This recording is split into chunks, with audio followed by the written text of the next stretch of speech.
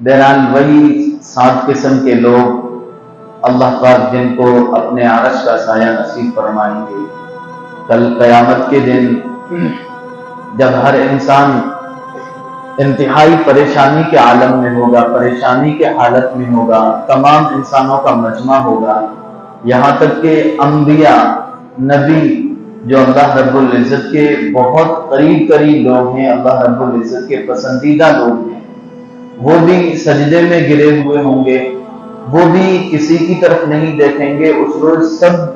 نفسی نفسی کے عالم میں، یا ربی نفسی یا ربی نفسی، ہر انسان، ہر جان یہ کہہ رہا ہوگا یا ربی نفسی، اے میرے رب آج میرا کیا ہوگا، آج میرا کیا بنے گا۔ لوگ اتنے اپنے غموں میں، اتنی گھبراہٹ میں اور اللہ رب العزت کے ڈر میں اتنے ہوں گے کہ احادیث کے اندر آتا ہے، تشریف رکھ لیں بعد میں پڑھ لینا، احادیث کے اندر آتا ہے کہ انسان میدان محشر میں بغیر کپڑوں کے ہوں گے، جیسے مادرزاد ماں کے پیٹ سے نکلتے ہیں بغیر کپڑوں کے ہوتے ہیں، ایسے سب کے سب انسان ہوں گے۔ نبی علیہ الصلوۃ والسلام نے فرمایا، تو حضرت عائشہ رضی اللہ تعالی عنہا نے فرمایا کہ کیا لوگوں کو اس وقت ایک دوسرے سے شرم محسوس نہیں ہوگی، شرم آئے گی کہ بغیر کپڑوں کے کھڑے ہیں؟ نبی علیہ الصلوۃ والسلام نے فرمایا کہ اس وقت اتنی فرصت اور اتنا موقع کس کو ملے گا کہ کپڑے دیکھنے کی نوبت آئے؟ انسان کو اپنے رشتہ دار یاد نہیں آئیں گے، اپنے پاس کھڑا شخص نظر نہیں آئے گا، اتنا خوف ہوگا، کیونکہ اللہ رب العزت احادیث کے اندر آتا ہے جس دن، قیامت والے دن، جتنے غصے میں اور غضب میں ہوں گے ویسے غصے میں اور غضب میں اللہ رب العزت کبھی بھی نہیں تھے۔ فرعون پر، حامان، قارون، اللہ رب العزت کے کتنے نافرمان لوگ اور کتنی نافرمان قومیں گزری ہیں، لیکن میدان محشر کے دن اللہ رب العزت کے غصے کا، غضب کا جو عالم ہوگا، آج سے پہلے اللہ پاک کو ایسا غصہ کبھی نہیں آیا ہوگا۔ تو ایسے ماحول میں کہ انسان کو اپنے پاس کی چیزیں نظر نہیں آتی ہے، انسان نکلتا ہے نا، کبھی جلدی میں ہو، کہیں اور سوچ رہا ہے، تو اس کے پاس سے آدمی نکلتا ہے پھر بھی پتہ نہیں چلتا ہے۔ کچھ لوگ کبھی ایسی سوچ میں چلے جاتے ہیں، دوسرا شخص ملتا ہے تو کہتا بھائی میں نے آپ کو بلایا تھا، آپ سے سلام کیا تھا، آپ نے جواب ہی نہیں دیا، تو وہ سامنے سے کہتا ہے میں ذہنی اعتبار سے یہاں موجود نہیں تھا، میرا ذہن کہیں اور تھا، مجھے پتہ ہی نہیں چلا۔ تو اس وقت انسان کے ذہنوں پر اللہ رب العزت کے غصے کی اور اللہ رب العزت کے پکڑ کی اتنی تاثیر ہوگی اور اتنا اثر ہوگا کہ انسان کو کچھ نظر نہیں آئے گا۔ انسان کو بس ایک ہی چیز کی فکر ہوگی کہ آج میں کہیں پکڑا نہ جاؤں، کیونکہ آج انسانوں کے سامنے کتنے بڑے بڑے بیان کر لیں، آخرت ہوگی، یہ ہوگا، کچھ ہلکا سا ذہن تک پہنچتا ہے تو ڈر محسوس ہونے لگتا ہے، لیکن اس وقت تو سب آنکھوں کے سامنے آ جائیں گے، سارے لوگ قبروں سے نکل رہے، سب سامنے آ جائیں گے کہ ہاں جو کل تک ہم سن رہے تھے کہ مرنے کے بعد ان چیزوں کا حساب دینا ہے، سب کو اٹھنا ہے، جو چیزیں سن رہے تھے وہ تو آج موجود ہیں۔ جہنم بھی سامنے ہو جائے گی، جنت والے، جہنم والے، سب سامنے منظر آئے گا۔ جو کل تک جھٹلا رہے تھے وہ بھی ہکے بکے رہ جائیں گے کہ کل تک تو ہم کہہ رہے تھے کہ مرنے کے بعد دوبارہ تھوڑے ہی پیدا ہوتے ہیں، مر گیا بس ختم، کیسے پیدا ہوگا؟ لیکن وہ بھی اس وقت دیکھ لیں گے کہ یار ہم تو بڑی شد مد کے ساتھ، بڑی سختی کے ساتھ اس چیز کا انکار کیا کرتے تھے، لیکن یہ تو ہو گیا۔ لوگ کھڑے ہو رہے ہیں، حضرت آدم سے لے کر کے آخری انسان تک لوگوں کا مجمع پڑا ہے، جہنم جنت فرشتے کوڑے مار مار کر کے ہانک رہے ہیں، سورج کی گرمی ایسی ہے کہ پسینے میں لوگ ڈوبے جا رہے ہیں۔ اس وقت اچانک سی کوئی چیز جیسے ہوتی ہے، اچانک سے انسان سویا ہوا اٹھے اور اپنے گھر میں پوری طرف آگ لگی ہوئی دیکھے تو کیسے گھبراہٹ سی محسوس ہوتی ہے۔ اس کو اپنے بچے یاد نہیں آتے ہیں، سب سے پہلے سوچتا ہے میں خود کیسے باہر نکلوں۔ تو یہ تو ایک ہلکا سا نمونہ دنیا میں دیکھا جا سکتا ہے، قیامت کی کیا ہولناکی ہوگی، کتنا پریشر ہوگا اور کتنا ڈر ہوگا، وہ الفاظ سے بیان نہیں کیا جا سکتا۔ بہرحال ایسے عالم میں اللہ پاک 7 قسم کے لوگوں کو اپنے عرش کا سایہ نصیب فرمائیں گے، اور وہ انہیں کے لیے ساری دقتیں، تکلیفیں نہیں آئیں گی، کیونکہ وہ سمجھ جائیں گے کہ ہم تو آرام میں ہیں، اس کا مطلب اللہ پاک ہمارے ساتھ کوئی اچھا معاملہ فرمائیں گے، ہمیں تو کوئی پریشانی نہیں ہے، ہم تو بڑے مزے سے رہ رہے ہیں۔ اس وجہ سے انہیں ذہنی اعتبار سے بھی اور جسمانی اعتبار سے بھی کوئی تکلیف اور کوئی رنجش نہیں ہوگی۔ ان میں سے پانچواں شخص تھا کہ جس کو کوئی عورت بدکاری کے لیے بلائے اور وہ شخص محض اللہ رب العزت کے ڈر کی وجہ سے، اللہ پاک کے خوف کی وجہ سے اس کو ٹھکرا دے، اس کو جھٹلا دے اور بدکاری نہ کرے، تو پانچواں شخص یہ تھا کہ اللہ پاک اپنے عرش کا سایہ نصیب فرماتے ہیں۔ فن تصوف میں ایک کتاب لکھی ہے الترغیب والترہیب، اس میں ایک نوجوان کا واقعہ لکھا ہے کہ ایک نوجوان تھا جس کے بدن سے ہر وقت خوشبو مہکا کرتی تھی، ایسا لگتا تھا کہ یہ بہت اچھی کوالٹی کی اور بہت مہنگی خوشبو استعمال کرتا ہے، ہمیشہ اس کے بدن سے خوشبو آیا کرتی تھی۔ ایک روز اس کے ایک دوست نے کہا کہ بھائی آپ اتنا بڑا خرچہ محض اس خوشبو پر کر رہے ہیں کہ اپنے مہینے کی کچھ نہ کچھ قیمت تو آپ اس خوشبو پر خرچ کرتے ہیں کہ لگاتے ہیں اس خوشبو کو، تو آپ اتنے پیسے خوشبو پر خرچ نہ کریں۔ اس کے دوست نے اس کو مشورہ دیا تو اس نوجوان نے کہا کہ خدا کی قسم میں نے اپنی زندگی میں کبھی نہ تو خوشبو خریدی ہے اور نہ لگائی ہے۔ تو جو اس کا دوست سوال کرنے والا تھا وہ ہکا بکا رہ گئے، یہ کیسے ہو سکتا، پھر خوشبو کیسے آ رہی ہے؟ تو نوجوان نے کہا یہ ایک راز ہے جس کو میں نے آج تک کسی کو بتایا نہیں ہے اور نہ میں چاہتا ہوں کہ یہ کسی اور کو بتاؤں۔ دوست نے کہا کہ آپ یہ بتائیں، ہو سکتا ہے کہ آپ کے اس راز کی وجہ سے مجھے بھی کچھ فائدہ ہو جائے۔ تو اس نوجوان نے جواب دیا کہ میرے والد صاحب کی ایک دکان تھی، ایک واقعہ میرے ساتھ پیش آیا کہ میرے والد صاحب پنساری تھے، پنساری کی دکان جو گھریلو سامان کی دکان ہوتی ہے، کرانے کی دکان تھی۔ تو کوئی ایک بڑھیا وہاں پر سامان خریدنے کے لیے آئی، اس نے بہت سارا سامان خریدا اور اس نے میرے والد صاحب سے کہا کہ آپ اپنے بچے کو میرے ساتھ گھر پر بھیج دیں تاکہ یہ سامان بھی پہنچا دیں اور ریٹرن میں واپس آتے ہوئے اپنا پیمنٹ اور پیسے بھی لے کر کے آ جائیں۔ تو والد صاحب نے، اس نوجوان نے کہا کہ مجھے کہا آپ ان کے ساتھ چلے جاؤ۔ میں ان کے ساتھ جیسے ہی ان کے گھر میں داخل ہوا تو بہت خوبصورت گھر تھا، بہت سجایا ہوا، سلیقے سے رکھا ہوا، اچھا گھر تھا۔ اس گھر میں میرا داخلہ ہوا، میں نے دیکھا کہ وہیں پر اس گھر کے اندر ایک خوبصورت لڑکی بیٹھی ہوئی ہے، انتہائی خوبصورت ہے، نوجوان ہے، اور وہ نوجوان بھی اللہ رب العزت نے اس کو بھی حسن نصیب فرمایا تھا، خوبصورت تھا وہ بھی۔ تو اس نوجوان لڑکی نے اس کو بدکاری کے لیے پکارا اور بلایا اور اپنے خادموں سے، اپنے نوکروں سے کہا کہ اس نوجوان کو پکڑ کر کے کمرے کے اندر بند کر دو۔ بہرحال اس کو بند کر دیا گیا۔ اس نوجوان نے کہا مجھے معلوم ہوا کہ اس کا ارادہ صحیح نہیں ہے،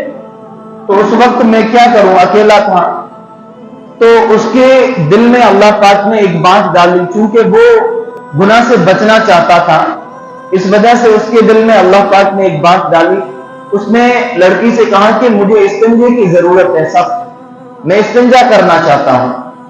تو اس نے خادموں سے کہا کہ اس کو ٹوائلٹ تک، بیت الخلا تک لے جاؤ اور صاف کرو۔ اس کو لے گئے، وہ شخص اندر ٹوائلٹ میں، باتھ روم میں گیا اور خود ناپاکی کر کے اور پوری ناپاکی اپنے جسم پر لگا دی، پورا ناپاکی سے پلید ہو گیا اور اپنی ناپاکی سے پورا جسم بھر دیا اور اسی حالت میں باہر نکل گیا۔ تو اس عورت نے جیسے ہی یہ گندگی اس کے جسم پر دیکھی، اسے نفرت سی ہوئی اور اس نے اپنے خادموں سے کہا اسے جلدی سے محل سے باہر بھگاؤ، یہ کوئی پاگل سا انسان ہے، مجنون ہے کوئی۔ بہرحال اس کو محل سے باہر پھینک دیا گیا۔ وہ نوجوان کہتا میرے پاس وہ جو پیسے سامان کے تھے اس سے میں نے نہر پر جا کر کے صابن خرید کر کے غسل کیا، کپڑے دھوئے اور میں چپ چاپ اپنے گھر آ گیا۔ میں نے کبھی کسی سے اس کا تذکرہ نہیں کیا۔ رات میں جب سویا تو خواب میں فرشتے آئے اور فرشتوں نے مجھے جنت کی بشارت دی، اور ساتھ ہی یہ جو میں نے تدبیر اختیار کی تھی گناہ سے بچنے کے لیے تاکہ اس کے دل میں نفرت آ جائے اور میں گناہ سے بچ جاؤں، اس تدبیر کی وجہ سے اس فرشتے نے میرے جسم پر ایک خوشبو لگائی، پورے جسم پر اور کپڑوں پر خوشبو لگائی کہ بس اس دن کا حال تھا اور آج کا حال ہے کہ ویسی کی ویسی خوشبو آج تک مجھے مل رہی ہے۔ تو گناہوں سے بچنے کی بدولت میں اللہ رب العزت کے کتنے بڑے انعامات مل سکتے ہیں۔ ایک تو جنت کی بشارت بھی اس نوجوان کو ملی، اور پھر ساتھ ہی جو اس نے گناہ سے بچنے کا طریقہ دنیا میں استعمال کیا تھا تو اللہ پاک نے دنیا میں بھی اس کو بدلہ بھی ایسا ہی دیا کہ بہترین خوشبو، ایسا لگتا تھا کہ ایسی خوشبو تو بڑے سے بڑے لوگ استعمال نہیں کرتے ہیں، ویسی خوشبو ہر وقت اس کے جسم سے آیا کرتی تھی۔ تو آج کا زمانہ بڑا بے حیائی کا زمانہ ہے۔ رات کے وقت شاید فون کی اسکرین ہر نوجوان سے یہ کہتی ہے، زبان سے اگرچہ نہیں کہتی، زبان حال سے کہتی ہے، جیسے زلیخا نے حضرت یوسف علیہ السلام سے کہا تھا ہائی تلک، آ جاؤ اور گناہ کر لو، تو ایسے ہی یہ موبائل کی اسکرین رات کو ہر نوجوان سے کہتی ہے ہائی تلک، آ جاؤ اور گناہ کر لو، بے حیائی کر لو، بد نظری کر لو، جو دیکھنا چاہو دیکھ لو۔ تو اللہ رب العزت کے ڈر کی وجہ سے اگر ہم ان موبائل کا استعمال غلط طریقے سے نہ کر کے صحیح طور پر کریں گے تو اللہ رب العزت کی نظر میں ہمارا مقام مرتبہ بڑھ جائے گا، اور اللہ رب العزت کی طرف سے ہمارے لیے نوازنے کے ایسے فیصلے کیے جائیں گے کہ ہم سوچ بھی نہیں سکتے۔ اس وجہ سے موبائل کا خاص طور سے ہم لوگ صحیح استعمال کریں۔ آج لوگ علماء کرام بہت سارے دیکھتے ہیں، بڑے بڑے علماء کرام جو نیٹ پر سوشل میڈیا پر آ کر کے اپنی بات رکھتے ہیں، دین کی بات کرتے ہیں، ان کا مقصد ایک ہی ہے کہ لوگ تو ویسے بھی ان کا وقت موبائل میں گزر رہا ہے، لوگ ویسے موبائل دیکھیں گے، ان میں غلط چیزیں دیکھیں گے، اس سے بہتر ہے کہ دینی بات ان تک کوئی پہنچ جائے ہمارے ذریعے سے، اور ہمارے واسطے سے وہ کوئی صحیح چیز سننے والے بن جائیں۔ ایسا تو ہے نہیں کہ نوجوانوں کو کہہ دیا جائے اور سب بالکل استعمال ہی کرنا بند کر دے موبائل کو، کیونکہ موبائل ایک ضرورت بھی بن چکا ہے آج کے معاشرے کی، تو اسے غلط طریقے سے ہٹا کر کے صحیح طریقے سے کیسے استعمال کرنے والے بن جائیں۔ اس لیے علماء کرام آ کر کے آج سوشل میڈیا پر، یوٹیوب پر اپنے بیانات اپلوڈ کرتے ہیں، پیش کرتے ہیں، تاکہ نوجوانوں میں سے نہیں سن سکتے، کروڑوں میں سے کوئی ایک شخص تو سنے گا کہ جس کی کچھ نہ کچھ ہدایت مل جائے گی۔ کم از کم یہ تو ہوگا کہ جتنی دیر تک وہ بیان یا بات سنتا رہے گا تب تک وہ اور کوئی گناہ نہیں کر سکتا۔ بعد میں چاہے عمل کی توفیق نہ ہو، لیکن کم از کم جس وقت وہ بیان دیکھ رہا ہے اس وقت کوئی گندی چیز نہیں دیکھ رہا ہوگا، اس سے وہ بچ رہا ہوگا۔ اس لیے نوجوانوں موبائل کا صحیح استعمال کریں، اسکرین کا صحیح استعمال کریں، اور اپنے بچوں کو بھی عمر تک پہنچنے سے پہلے ان کے ہاتھوں میں موبائل نہ تھمائیں۔ ہو سکتا ہے آپ کا بچہ یہ کہتا ہو کہ میں فون پر اسکول کی تیاری کرتا ہوں، کچھ لکھتا ہوں، پڑھتا ہوں، لیکن اس کے ساتھ ساتھ وہ اور بھی بہت ساری چیزیں جو اس کی صحت کے لیے، اس کی تربیت کے لیے، اس کی تعلیم کے لیے اچھی نہیں ہے، اس کے اندر چلی جاتی ہے۔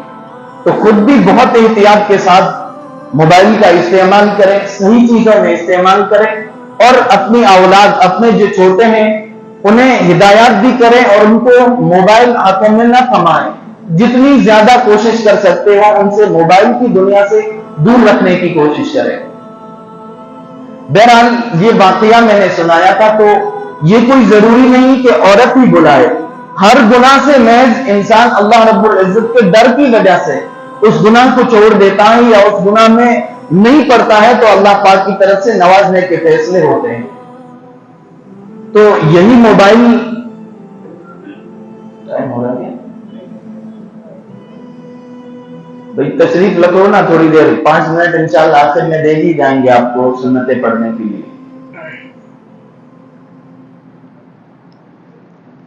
بہرحال یہ چوتھا شخص تھا، 5واں شخص تھا جس کو اللہ رب العزت قیامت کے دن اپنے عرش عظیم کا سایہ نصیب فرمائیں گے، کہ جس کو کوئی منصب والی عورت اور خوبصورت عورت بدکاری کے لیے بلائے اور وہ نوجوان یا وہ شخص محض اللہ رب العزت کی ڈر کی وجہ سے اس کو ٹھکرا دے اور اس کو چھوڑ دے۔ چھٹی قسم کا وہ شخص ہے یا چھٹا آدمی وہ ہے رجل، بخاری شریف کی روایت کے الفاظ، رجل ذکر اللہ خالیا، وہ انسان جو تنہائی میں اللہ رب العزت کا ذکر کرتا ہو، اکیلے میں بیٹھ کر کے اللہ رب العزت کا ذکر کرتا ہو، کیونکہ اکیلے میں جب اللہ رب العزت کا وہ ذکر کرتا ہے تو اس کا مقصد محض اللہ رب العزت کو راضی کرنا ہوگا، اس کے علاوہ اور کوئی اس کا مقصد نہیں ہو سکتا۔ لوگوں کے سامنے ذکر کرنے سے ہو سکتا ہے انسان کے دل میں، اس کے ذہن میں یہ آئے کہ لوگ مجھے دیکھ رہے ہیں، لیکن جو تنہائی میں بیٹھ کر اللہ پاک کا ذکر کرتا ہے تو وہ اللہ رب العزت کی رضا کے علاوہ اور کچھ بھی نہیں چاہتا۔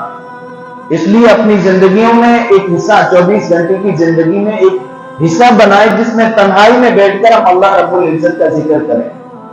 لوگوں کے سامنے بیٹھ کر کے بڑی بڑی سورتیں پڑھ لینا یا آدھے گھنٹے تک قرآن کریم لے کر کے بیٹھ لینا آسان ہوتا ہے، یہ کوئی برائی اس میں نہیں ہے کہ بھئی لوگوں کے سامنے پڑھنے میں برائی ہے، برائی نہیں ہے، پڑھیں، لیکن کچھ نہ کچھ حصہ ضرور ہم تنہائی میں بھی پڑھیں تاکہ ہمارا اخلاص باقی رہے۔ اگر خدا نہ خواستہ لوگوں کے سامنے اگر کہیں ہمارے دل میں ایک ذرہ برابر بھی یہ نیت ہے کہ لوگ دیکھ رہے ہیں تو وہ نیت تنہائی میں پڑھنے کی وجہ سے ختم ہو جائے گی، وہ جو دل کے اندر ایک ریا کا اندیشہ گزرتا ہے وہ ختم ہو جائے گا۔ اس لیے تنہائی میں بیٹھ کر کے اپنے گھروں کے اندر خاص طور سے اللہ رب العزت کا ذکر کیا کریں، بڑے فائدے ہیں۔ اللہ رب العزت کا ذکر کس وقت کریں، کوئی ممانعت نہیں ہے، کسی بھی وقت ذکر کر سکتے ہیں۔ قرآن کریم کی تلاوت کرنا یہ بھی ایک ذکر ہی ہے۔ تو اللہ جو قرآن کریم پڑھنا جانتے ہیں انہیں چاہیے کہ کم از کم 24 گھنٹے میں سے 10-15 منٹ 20 منٹ اپنی زندگی کا ایسا نکالیں کہ جس میں وہ قرآن کریم پڑھتے ہیں۔ اور جنہیں قرآن کریم پڑھنا نہیں آتا ہے، ویسے یہ لفظ بڑا ایک گالی ہے مسلمان کے لیے کہ جسے قرآن کریم نہیں پڑھنا آتا ہے۔ اگر واقعی کوئی ایمان والا ہے، مسلمان ہے، تو اسے یہ گالی لگنی چاہیے کہ قرآن کریم نہیں پڑھا ہوا ہے، تو پھر مسلمان کس چیز کا ہے؟ بھئی مسلمان قرآن کریم کی وجہ سے بنا ہے۔ جب تک قرآن کریم نازل نہیں ہوا تھا، نبی علیہ الصلوۃ والسلام نبی نہیں تھے، صحابہ نہیں تھے، حضرت عمر تھے لیکن فاروق نہیں تھے، ابو بکر تھے، صدیق نہیں تھے۔ صحابہ بنے ہیں قرآن کریم کے نازل ہونے کے بعد، مسلمان بنے ہیں قرآن کریم کے آنے کے بعد، نبی علیہ الصلوۃ والسلام نبی بنے ہیں قرآن کریم کے نازل ہونا شروع ہونے کے بعد۔ تو وہ قرآن جو مسلمانوں کی امتیازی شان ہے، جس کی وجہ سے مسلمان ہے، ہونا تو یہ چاہیے کہ انسان کو قرآن کریم کا ایک ایک لفظ اور ایک ایک آیت سمجھنے کے لیے اسے اپنا سب کچھ قربان کر دینا چاہیے۔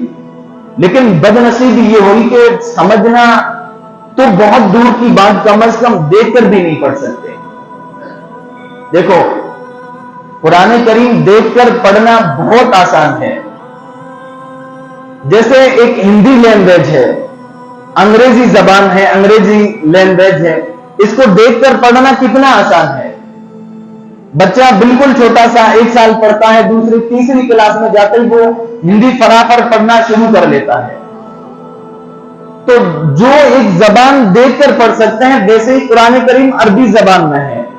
تو وہ عربی زبان بھی سمجھنا تھوڑا مشکل ہے، سمجھ کر کے پڑھنا، تفصیل تشریح کے ساتھ پڑھنا مشکل ہے، لیکن دیکھ کر پڑھنا بہت آسان ہے۔ بس ہمیں اپنے آپ کو اور اپنے بچوں کی توجہ اس طرف لگانے کی ضرورت ہے۔ بھئی دوسری زبانوں کے مقابلے میں عربی زبان پڑھنے کے اعتبار سے، سمجھنے کے اعتبار سے دوسری زبانوں سے مشکل ہے، لیکن دیکھ کر پڑھنے میں آسان ہے۔ کاکھا گھاڑا جو ہے ہندی کے الفابیٹ قریباً 50 کے قریب ہے۔ یہ ای اس ماترا کو ملا کر کے 50 کے قریب پہنچتے ہیں، اور جو عربی کا الفابیٹ ہے وہ صرف 28 حروف کا ہے۔ وہی 28 حروف آئیں گے پورے میں جہاں کہیں بھی ملیں گے. تو اس لیے اگر ہماری تھوڑی سی توجہ لگ جائے تو بہت ہلکے میں اور آسانی کے ساتھ ہم قرآن کریم سمجھ سکتے ہیں اور قرآن کریم دیکھ کر کے پڑھنے والے بن سکتے ہیں. اس لیے اب کوشش میری بھی یہ ہے کہ جو یہ یوٹیوب پر کام شروع کیا ہے، دعا فرمائیں اللہ پاک اس کے ذریعے اچھا کام لے اور لوگوں تک پہنچانے کا، دین کا کام پہنچنے کا، دین کی بات پہنچنے کا اللہ پاک ذریعہ بنائے. تو اس میں ایک کوشش یہ بھی انشاءاللہ بہت جلد شروع کریں گے کہ بڑی عمر کے جو لوگ ہیں،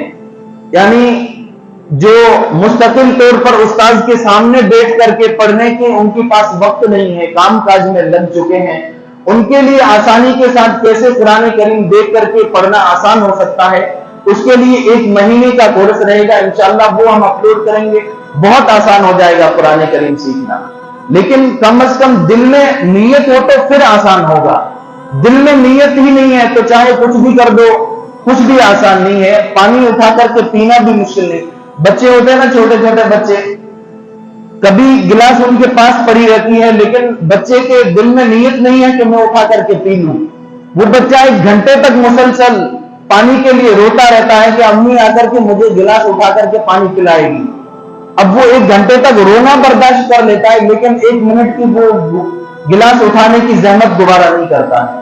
تو ہماری حالت بھی کچھ ایسے ہی ہے. ہم پوری زندگی در در کی ٹھوکریں کھانے کے لیے تیار ہیں جیسے بچہ رونے کے لیے تیار ہے، لیکن 1 مہینے کی 2 مہینے کی اپنی زندگی میں سے آدھا گھنٹہ قرآن کریم دینے کے لیے تیار نہیں ہے. کاش ہمیں قرآن کریم پڑھنا آ جائے تو ہم اپنے گھروں کو قرآن کریم کی تلاوت سے برکت والا بنائیں، منور کریں، اپنے گھر کے ماحول کو قرآن کریم کی آیات پڑھ کر کے شیطان کے اثرات سے اور برائیوں سے ہم محفوظ رہ سکیں. کہاں چل رہی تھی بات؟ ارے یہ تو قرآن نکلی کہاں سے تھی یہ؟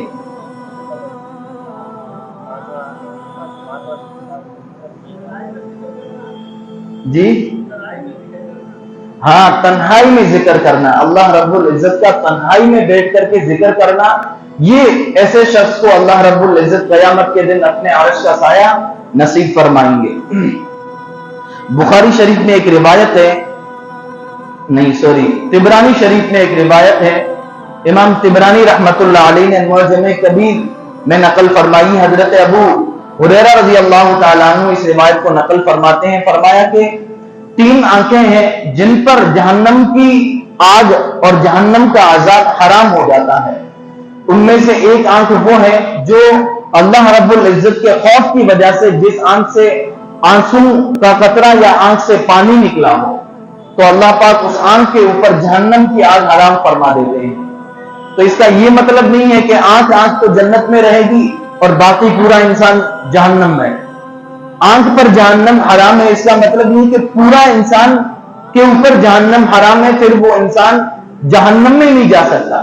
اس لیے تنہائیوں میں بیٹھ کر کے اللہ رب العزت کا ذکر کریں، اللہ پاک سے مانگے، اللہ پاک کے سامنے گڑ گڑائیں. کبھی دیکھو انسان ایک دعا کرتا ہے تو عام طور پر سمجھتا ہے کہ یار میری دعا تو کوئی قبول ہی نہیں ہوئی. کبھی کبھی اللہ پاک کو ایک انسان کا رونا اتنا پسند آتا ہے کہ وہ ایک ضرورت کی وجہ سے روتا ہے کہ جاب نہیں لگ رہی ہے مثال کے طور پر، اب وہ رو رہا ہے مستقل اللہ کے سامنے، اللہ مجھے جاب دلا دے، اس کے لیے رو رہا ہے. اب اللہ پاک کو اس کا رونا اتنا پسند آیا کہ اگر فوراً اس کو جاب مل گئی رونا چھوڑ دے گا،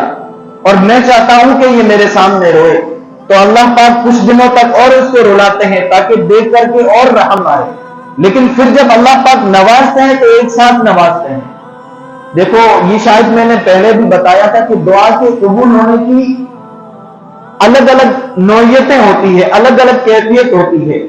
ایک دعا قبول ہونے کا مطلب اور نوعیت یہ ہوتی ہے کہ انسان جو مانگتا ہے اللہ پاک اسے نصیب فرما دیتے ہیں.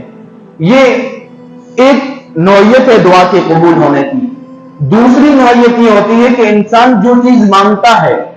اللہ پاک اسے وہ چیز نہیں دیتے کیونکہ وہ اس انسان کے حق میں بہتر نہیں ہوتی ہے. مثلا مثال بھی تھوڑی نوجوانوں والی ہو جائے، مثلا ایک شخص دعا کر رہا ہے اللہ رب العزت سے کہ میرا نکاح کروا دے، تو یہ جائز ہے دعا نکاح کروانا، نکاح تو وہ حرام بدکاری نہیں چاہ رہا، نکاح چاہ رہا کہ نکاح کے لیے دعا کروا دے. اب اس کی دعا قبول نہیں ہو رہی ہے. اب بندہ یہ سوچے کہ میری دعا تو قبول ہی نہیں ہوئی. تو ہو سکتا ہے کہ جو تجھے محبوب ہے وہ تیرے لیے بہتر نہیں ہے. ہو سکتا ہے کہ جس کو تو آج چاہتا ہے یہ تیرے لیے بے وفا ثابت ہو اور تجھے زندگی بھر کی در در کی ٹھوکریں کھانی پڑے. اس وجہ سے پھر اللہ پاک وہ دعا قبول نہیں فرماتے ہیں. قرآن کریم کی ایک آیت بھی ہے، عسیٰ ربکم، ایسا کچھ ہے، وَهُوَ خَيْرٌ لَكُمْ، کہ ایسا ممکن ہے، ترجمہ سمجھ رہے ہیں، ایسا ممکن ہے کہ کوئی چیز جو تمہیں اچھی لگتی ہو لیکن وہ تمہارے لیے بہتر نہ ہو. اور ایسا بھی ہو سکتا ہے کہ کوئی چیز تمہیں بری لگتی ہو کہ یار یہ میرے لیے اچھی نہیں ہے لیکن وہ تمہارے لیے بہتر ہو. ایسا ہو سکتا ہے. تو اللہ پاک جو مثال دی ہے میں نے، اس میں اللہ رب العزت دعا قبول نہ کر کے بھی گویا اپنے اوپر فضل فرما رہے ہیں. اب یہ جو دعا کی ہے، جو آنسو بہائے، اس کے بدلے میں کیا ملا ہے؟ اس کے بدلے میں اللہ رب العزت